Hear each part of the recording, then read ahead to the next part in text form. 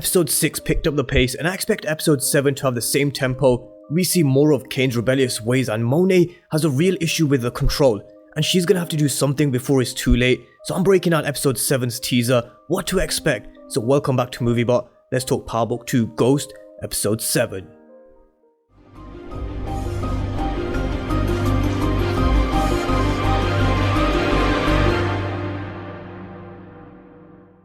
So I hope you're all doing great, and yesterday's episode was amazing, especially at the start of the episode. They started with a real familiar feel to it, with like the original Power series with Blanca Rodriguez, 2-Bit and Cooper Saxe. So it was definitely a reminiscent of the original Power series, and the rest of the episode didn't disappoint either. But before I go into the teaser breakdown, if you're new to the channel and you haven't done so already, then remember to smash the subscribe button. But let's go straight in with episode 7's teaser breakdown, and what we saw as a brief overview was Tasha's case. It's definitely going to pick up speed. We saw the jury being selected in episode 6, and we're going to be seeing the beginning of the trial. Now from everything falling Tariq's way in the first half of the season, it looks like Tariq's going to have a real tough time in the second half of the season, starting in episode 7, as the orders continue to come flooding in through course correct. We also saw Kane, and what I think is Brayden hitting this slick. And there's some real trouble with the Tardas. But let's start in order with what we saw from the trailer, and that's Tasha's case, because there was a little hint in episode 6 with a look that Tasha gave that makes me think, is she onto Davis McLean and his ways? Because if anyone ever thought that the deal between Davis McLean and Cooper Saxe was going to be as straightforward as that handshake, then you really don't know Power. There was always going to be a twist. From what we saw in the mid-season trailer, it actually looked and sounded as if Saxe was going to be the first one to double-cross Davis McLean, but it was actually McLean who played the first move by representing 2-Bit, giving him advice on how he can get around Saxe's deal. But let's get this straight. 2-Bit didn't snitch, and he would never snitch. He made this clear when he spoke to Blanca Rodriguez and Davis McLean, and at the end of episode 6, we saw McLean calling Saxe, and Cooper Saxe ignored the call, and now it's Cooper Saxe's turn to make the move. Stephen Ott isn't happy with Saxe's game, but he doesn't know the deal that Saxe made with Davis McLean, and Stephen Ott and John Mack, they both want this whole case to be buried on Tasha under the Kingpin, Queenpin statute. I don't think they're interested in Tariq being arrested for the murder of Ghost. They want the whole thing swept under the carpet, and that's with Tasha being buried under the Kingpin statute. But now it's Saxe's turn to make the move, so I wonder what he's got up his sleeve, because he's going to get more pressure from Stephen Ott, so let's see how this one plays out.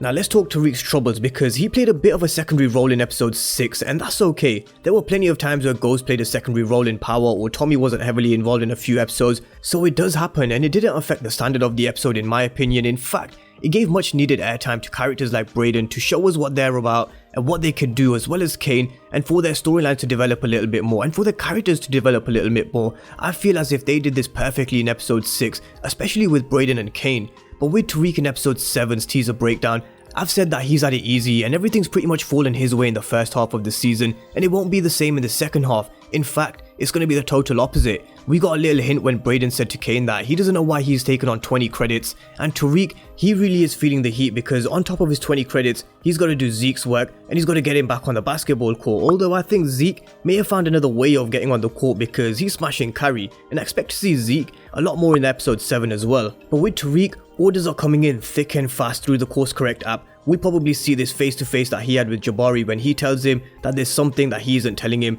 and I think things might get too much for Tariq. It could actually be the first time we see Tariq in a struggle in Power Book 2 Ghost, and I want to see him face this struggle, because not everything is always going to go his way, and it's about how he handles everything. So let's see how he handles everything well, or whether he breaks down. But I actually think eventually he will be able to handle everything, but he's going to need a helping hand. And with Monet, now knowing about Course Correct and the way Tariq sells and the way he does his business, does that really affect anything or have any effect on their arrangement? I don't think so. I'm not sure why Tariq was worried about Monet pulling the plug on working with Tariq, because Tariq's been smart. Nobody knows his name, nobody knows his face, the app is anonymous, and the only people who know who are behind the app is Brayden and Tariq, and well, Diana, Drew and Monet now too. But let's talk about Brayden and Kane and what we saw from them in the episode 7 trailer with these two, because they're about to hit this lick together, and Kane knows Brayden can sell, but can Brayden hold a piece? And I think this is going to be his next test. Kane will be testing Brayden, and I think he actually likes Brayden. I think he likes the set of balls this kid has, considering he comes from a rich family and wasn't brought up in the hood. Brayden can certainly hold his own in the streets, and I feel he'll hold his own here as well in the next episode, and I actually think Kane might be working with the GTG crew here as well, because look at this tattoo, and this is a clue, and there was another clue with what everybody thinks is Lil Guap in the spiked balaclava. So could Kane actually be working with the GTG crew on this lick? Because if he is, then it would certainly be a change of heart compared to what we saw in the first half of this season when he beat Lil Guap to death. And if he is working with the GTG crew, then I wonder how Monet is going to react to this, because Kane, he's out of control. And I doubt Monet's ordered this slick. I highly doubt that, because later on in the teaser, we hear Diana say, "Have you heard from Kane?" So Kane, he's definitely going rogue. We also saw Kane with Ramirez, and Kane hates Ramirez. He's made this clear in the first half of the season and in episode 6. And Kane's telling Ramirez, "She's been pushing me out, and guess who's next?" And he's talking about Monet, who looks like she's pushing Kane away now. And I'm not surprised after he put his hands on her in the last episode, and this is going to raise some doubts in Ramirez's mind now. And I think Kane, he's just trying to get Ramirez onto his side here now, because there could be something big kicking off within the TARDIS soon. And speaking of the TARDIS, it's going to get real interesting, because episode 6 focused heavily on building Drew's character and relationship with Ev, building Diana's character and her wanting Tariq, and well, we know about Kane, we've spoken about Kane. Monet tried to gain control in episode 6 with Drew and Diana by taking them to the bar to Owl's place, where she took Drew and Diana's phone. And to be honest with you, if Monet really wanted to implement some control on them, why didn't she just lock the doors and take the phones with her? Because that really would have given Drew and Diana no choice. Well, it was actually Drew who defied Monet, not Diana. But she didn't exactly stop short about using it as an excuse to go up to Stansfield, because she wants to see Tariq. And they both said this later on in episode 6 when they found out about Course Correct, because Drew told Diana not to tell Monet about it, because if she cuts it off with Tariq, then there's no reason for them to go up to Stansfield, and that stops Drew from meeting Ev, and it stops Diana from seeing Tariq. But now there's a clear divide in the Tarda family. Monet's lost complete control,